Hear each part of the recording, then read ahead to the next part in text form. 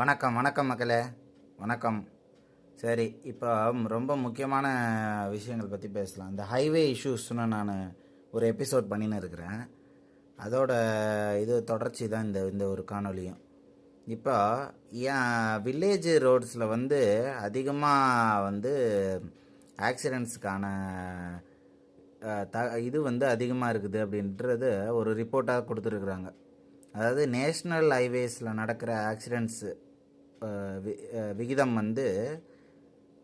Village roads, அதாவது state highways and municipal panchayat வர roads. இப்போ இதில் கம்பேர் பண்ணி பார்க்கும்போது நேஷ்னல் ஹைவேஸில் மேஜர் ஆக்சிடெண்ட்ஸ் நடக்குது. அது ஒரு பக்கம் இருக்குது. அதாவது சென்னை டு திருச்சி தேனி இந்த ஹைவே ஜிஎஸ்டி ரோடுன்னுவாங்க, கிராண்ட் சதர்ன் ட்ரங்க் ரோடு. அதில் அதிகமாக ஆகுது. அதில் ஆகுது ஓகே.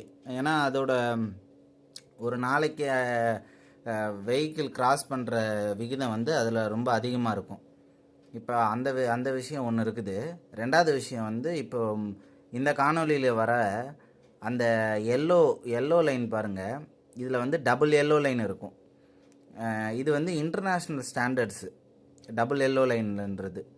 இப்போ இன்டர்நேஷ்னலில் யூரோப்பு அந்த மாதிரி கண்ட்ரீஸில், சவுத் அமெரிக்கன் காண்டினென்ட்டில், யூரோப்பில், ஆஸ்திரேலியாவில் இந்த மாதிரி சில இடத்துலலாம் உங்களுக்கு டபுள் எல்லோ லைன்னு கொடுத்துருப்பாங்க. இந்த மாதிரி நம்மளோட வில்லேஜ் ரோட்ஸில் நிறைய ரோட்டில் இந்த எல்லோ லைன் இருக்கும்.